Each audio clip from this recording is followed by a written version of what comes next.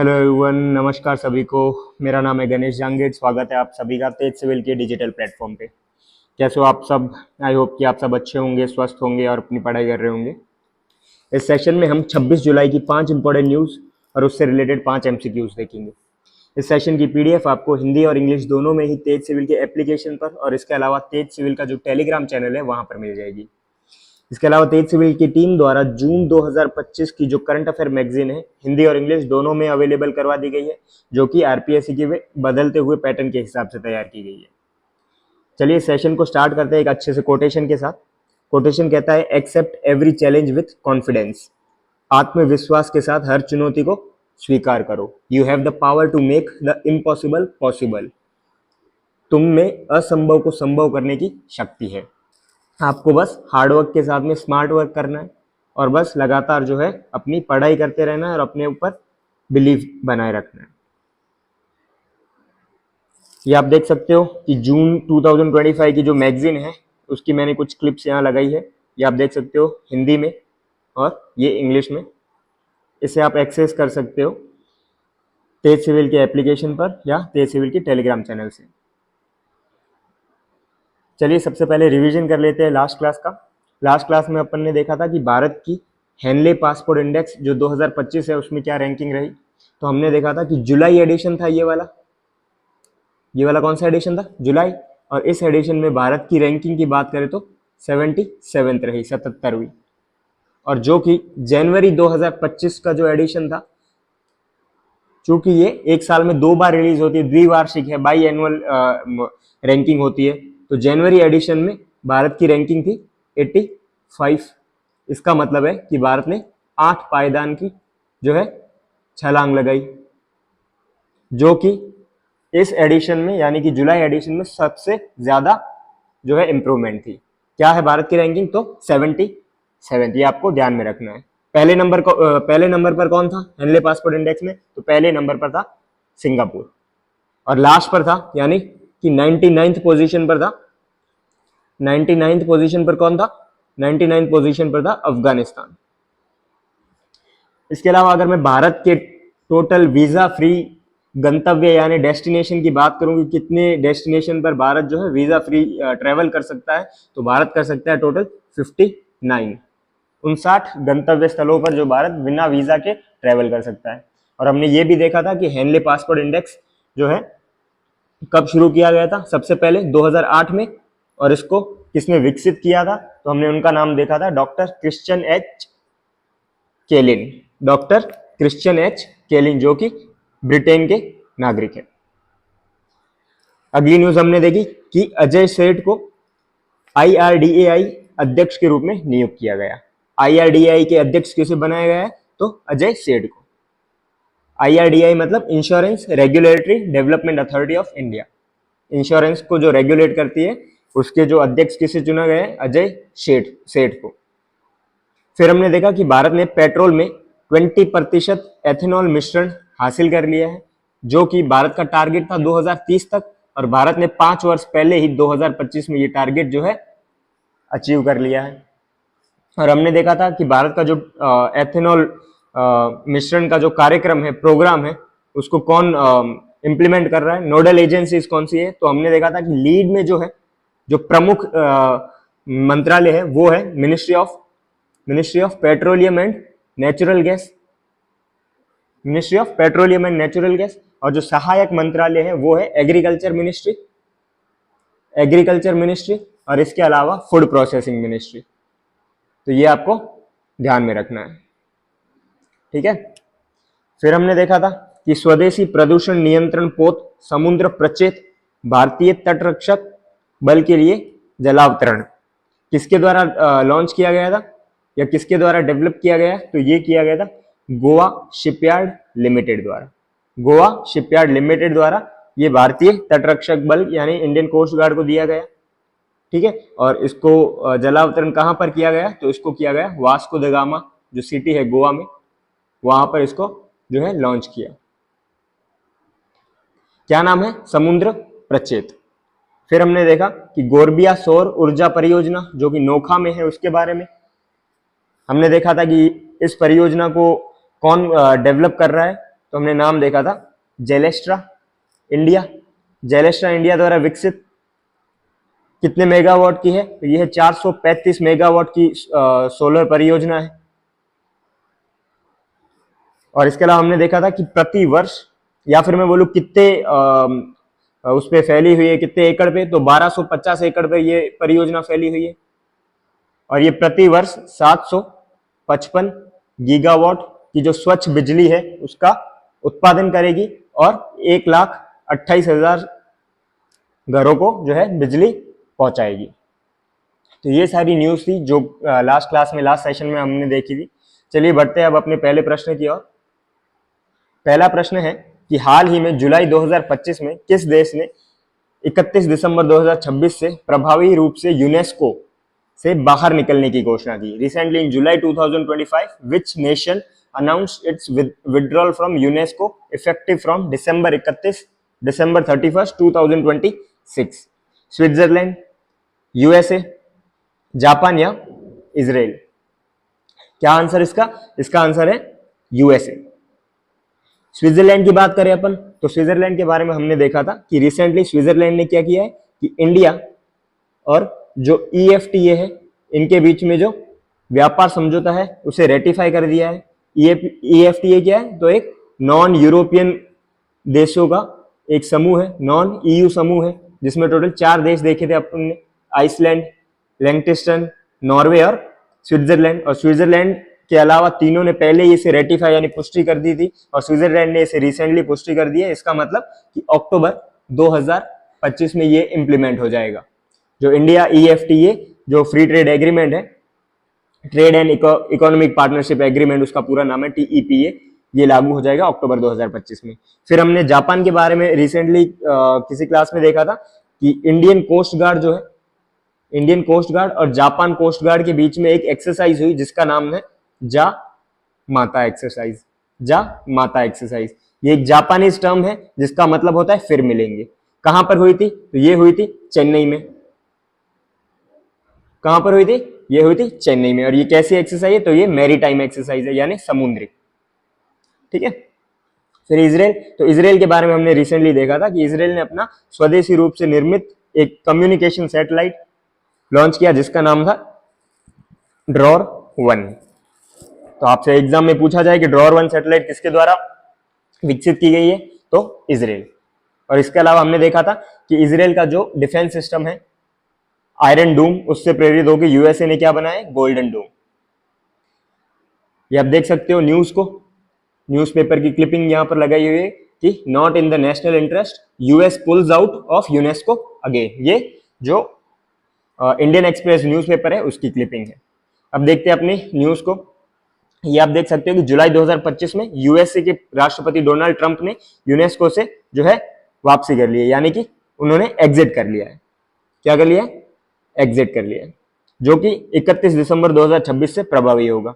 वापसी के कारण, एग्जिट के कारण क्या है? तो एग्जिट के कारण है कि यूएसए द्वारा ये कहा जा रहा है कि जो यूनेस्को के बीच में और यूएसए के बीच में क्या हो रहा है? वैचारिक मतभेद हो रहे हैं और उनके जो नेशनल इंटरेस्ट है उसके खिलाफ है ये। इससे पहले भी यूएसए ने टोटल 2 बार, इससे पहले 2 बार और टोटल यूएसए ने 3 बार जो है यूनेस्को से एग्जिट किया है। इससे पहले देखें तो 1984 में यूएसए ने राष्ट्रपति रोनाल्ड रीगन के अंतर्गत ये किया था, लेकिन 2003 में फिर वापस जुड़ गया था। 2017 में डोनाल्ड ट्रंप ने किया था ये। फिर इसके बाद में जो बिडेन के टाइम 2023 में वापस जुड़ गया था। और अभी जुलाई 2025 यानी कि तीसरी टाइम यूनेस्को से यूएसए ने एग्जिट कर ली है, फिर से डोनाल्ड ट्रंप के टाइम, जो कि 31 दिसंबर 2026 से प्रभावी होगा। अगर इस डिसीजन के प्रभाव की बात करें तो यूनेस्को में टोटल 8% से भी अधिक का जो बजट है वो योगदान कौन देता है? यूएसए देता है। ठीक है। अब देखते हैं नेक्स्ट क्वेश्चन को। अगला प्रश्न है, जुलाई 2025 में डीआरडीओ ने UAV launch precision guided missile, ये इसका पूरा नाम है ULPGM-V3, ये इसका पूरा नाम है, का सफल परीक्षण कहां किया? In July 2025, DRDO successfully conducted the flight trials of UAV unmanned aerial vehicle। इसका मतलब होता है unmanned aerial vehicle, मानव रहित जो होता है, launched precision guided missile। Where was the test conducted? एकीकृत परीक्षण रेंज चांदीपुर उड़ीसा, या फिर पोखरण राजस्थान, या फिर National Open Area Range Kurnool जिला Andhra Pradesh, Mahajan Field Firing Range Rajasthan. क्या है आंसर इसका? इसका आंसर है National Open Area Range Kurnool Andhra Pradesh. National Open Area Range Kurnool Andhra Pradesh. हमने रिसेंटली एकीकृत परीक्षण रेंज यानी इंटीग्रेटेड टेस्ट रेंज के बारे में देखा था कि यहां पर डीआरडीओ द्वारा पृथ्वी टू और अग्नि 1 ये 2 बैलिस्टिक मिसाइल लॉन्च की गई थी। और इसके अलावा हमने देखा था कि अस्त्र मिसाइल भी लॉन्च की गई थी जो कि beyond visual range air to air missile थी। पोखरण राजस्थान की बात करूं तो पोखरण राजस्थान में जो solar defence aerospace limited Bharat का जो डिफेंस पीएसयू है इसके द्वारा एक अनमैन्ड एरियल व्हीकल लॉन्च किया गया था जिसका नाम था रुद्रास्त्र। तो ये आप नाम ध्यान रखना। कहां पर हुआ था? पोखरण में हुआ था। किसके द्वारा? तो सोलर डिफेंस एरोस्पेस लिमिटेड द्वारा। इसके अलावा पोखरण में एक और लॉन्च हुआ था नाग मार्क 2। ये क्या है? एक एंटी टैंक मिसाइल है, एंटी टैंक मिसाइल। तो इसका भी परीक्षण कहां हुआ था? इसका भी परीक्षण हुआ था पोखरण में। अगर मैं महाजन फील्ड फायरिंग रेंज की बात करूं तो फरवरी में इंडिया और इजिप्ट के बीच में एक एक्सरसाइज हुई। इंडिया और मिस्र, हिंदी में क्या कहते हैं? मिस्र। इंडिया और मिस्र के बीच में एक्सरसाइज हुई थी जिसका नाम था साइक्लोन तृतीय। ये किस प्रकार का अभ्यास था? तो ये था एंटी टेररिज्म का अभ्यास। कहां पर हुआ? तो महाजन फील्ड फायरिंग रेंज राजस्थान में। इसके अलावा इस न्यूज की आप ये देख सकते हो कि पीआईबी में आया हुआ है कि DRDO conduct successful flight trials of advanced unmanned aerial vehicle. ये 23 आवर्स पहले की बात है, 23 आवर्स पहले। ये टाइम्स ऑफ इंडिया की न्यूज है, ये डीडी न्यूज है। अब देखते हैं न्यूज को कि जुलाई 2025 में रक्षा अनुसंधान विकास संगठन यानी डीआरडीओ ने कुरनूल जिले के आंध्र प्रदेश कुरनूल में राष्ट्रीय खुला क्षेत्र रेंज जो है वहां पर UAV launch precision guided missile, ये इसका नाम है, UAV launch precision guided missile, इसका परीक्षण किया। अगर इस अनमैन्ड एरियल व्हीकल की बात करें यूएलपी GMV3 का, इसका उद्देश्य क्या है? तो इस मिसाइल का उद्देश्य है फायर एंड फॉरगेट, मतलब कि एक बार इसको लॉन्च करने के बाद इसको संचालित करने की जरूरत नहीं होती है। अगर कोई टारगेट यहां वहां होता है तो वह अपने आप से जो है सटीकता से निशाना लगा सकती है बिना किसी मानव की हेल्प के। ये प्रिसीजन गाइडेड वायु से सतह मिसाइल है यानी एयर टू सरफेस है। तो ये ध्यान रखना, एयर टू सरफेस है। इसके अलावा ये स्थिर और गतिशील लक्ष्य दोनों को उच्च सटीकता से जो है भेज सकती है। और ये क्या है? मानव रहित हवाई वाहन यानी अनमैन्ड एरियल व्हीकल, जो यूएवी। इससे क्या होगा? जो ऑपरेटिंग कर्मी होंगे, ठीक है ना, जो भी इसे ऑपरेट करेंगे उनके लिए न्यूनतम जोखिम होगा। और डीआरडीओ द्वारा ये विकसित की गई है किसकी हेल्प से? कुछ एमएसएमईज के साथ और कुछ स्टार्टअप के साथ मिलकर। और इसको मैन्युफैक्चर कौन करेगा? इसको मैन्युफैक्चर करेगा अडानी डिफेंस लिमिटेड और किसके साथ में मिलकर? Bharat dynamics limited. तो अडानी और भारत डायनेमिक्स ये दो मिलकर किसको मैन्युफैक्चर करेंगे? ये मैन्युफैक्चर करेंगे unmanned aerial vehicle ULPGM V3, यही नाम है, V2 नाम है, ठीक है। तो इसका मैन्युफैक्चरिंग करेंगे। फिर अगर इसके कुछ टेक्निकल स्पेसिफिकेशन की बात करें तो इसका वेट क्या है? 12.5 kg वेट है। इसमें प्रपल्शन यानी प्रणोदन सिस्टम की बात करें तो ये दोहरी थ्रस्ट ठोस प्रणोदन प्रणाली यानी कि सॉलिड प्रपल्सन सिस्टम पर बेस्ड है। और इसकी रेंज क्या है? दिन में 4 किलोमीटर तक और रात में 2.5 किलोमीटर तक। अब देखते हैं अगले प्रश्न को। अगला प्रश्न है, जुलाई 2025 में केंद्रीय गृह मंत्री और सहकारिता मंत्री अमित शाह ने राष्ट्रीय सहकारी नीति 2025 का शुभारंभ कहां किया? Where did Union Home Minister and Ministry of Cooperation Amit Shah launch the National Cooperative Policy 2025 in July 2025? विज्ञान भवन नई दिल्ली, अटल अक्षय ऊर्जा भवन नई दिल्ली, संसद भवन नई दिल्ली या विज्ञान सदन मुंबई? क्या है आंसर इसका? इसका आंसर है अटल अक्षय ऊर्जा भवन नई दिल्ली। ये आप न्यूज़पेपर की क्लिप्स देख सकते हो कि new cooperative policy after 23 years is one more leap for Amit Shah led cooperation ministry. कहां से उठाई है? तो ये इंडियन एक्सप्रेस से। ये आप देख सकते हो जुलाई 2025 में केंद्रीय गृह मंत्री और सहकारिता मंत्री अमित शाह ने दिल्ली में जो अटल अक्षय ऊर्जा भवन है वहां पर राष्ट्रीय सहकारिता नीति 2025 को लॉन्च किया है।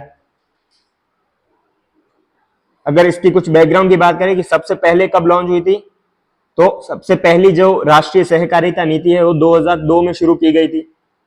और क्यों आवश्यकता पड़ी इसकी? तो आवश्यकता इसलिए पड़ी कि पिछले 20 वर्षों में जो वैश्वीकरण हुआ है और इसके अलावा जो तकनीकी प्रगति हुई है तो उनसे उनके साथ अपडेट करने के लिए। अगर इसकी कुछ नीति की कुछ प्रमुख विशेषताओं की बात करें तो प्रौद्योगिकी संचालित यानी टेक्नोलॉजी ड्रिवन, ट्रांसपेरेंट, अकाउंटेबल यानी जवाबदेही और आत्मनिर्भर सहकारी समितियों को बढ़ावा देना है, और साथ में जो उभरती हुई आर्थिक और सामाजिक चुनौतियां हैं उनसे निपटने को।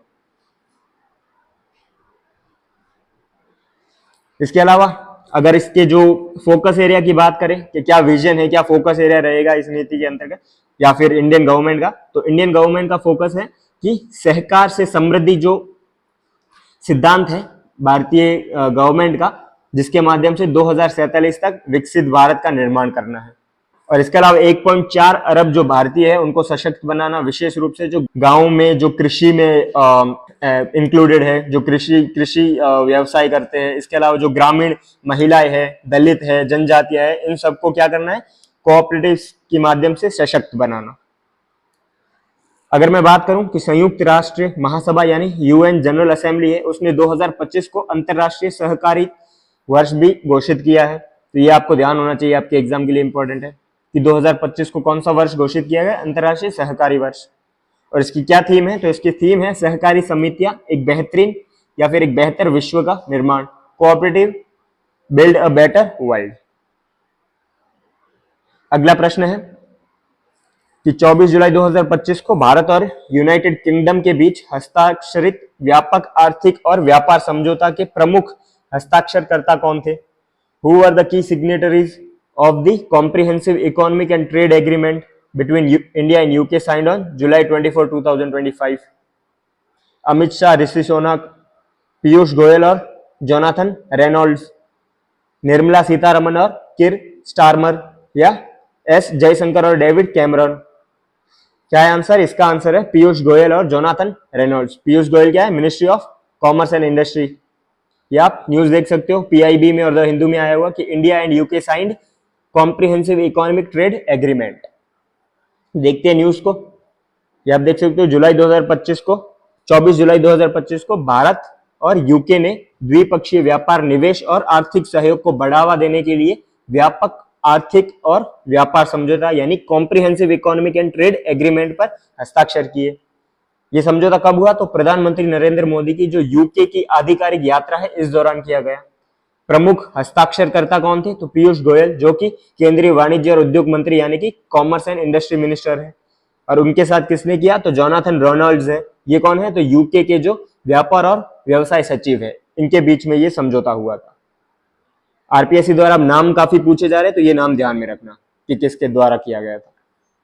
क्या कवर करेगा? तो ये वस्तु और सेवाओं में व्यापार, डिजिटल व्यापार, दूरसंचार, वित्तीय और पेशेवर सेवा यानी फाइनेंशियल एंड प्रोफेशनल सर्विसेज, श्रम गतिशीलता और लघु एवं मध्यम उद्योग यानी labour mobility and small and medium enterprises, इन सबका समर्थन करना, इनको प्रमोट करना।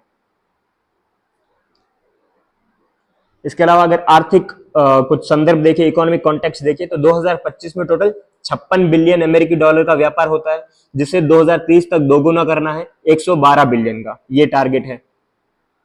और इसके अंतर्गत इस जो ट्रेड एग्रीमेंट है इसके अंडर जो 26 चैप्टर्स है, जिसमें goods and services, digital trade, IP यानी इंटेलेक्चुअल प्रॉपर्टी, स्थिरता यानी सस्टेनेबिलिटी, इन सब के बारे में बात की गई है।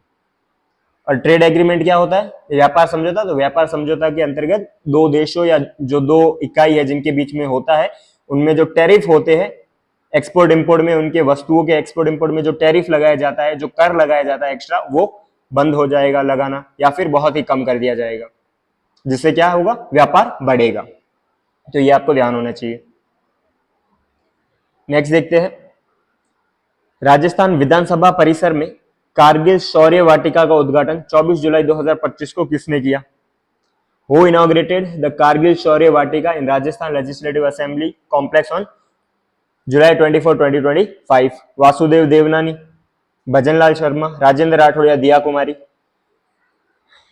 क्या है आंसर? इसका आंसर है वासुदेव देवनानी, जो कि क्या है? स्पीकर है।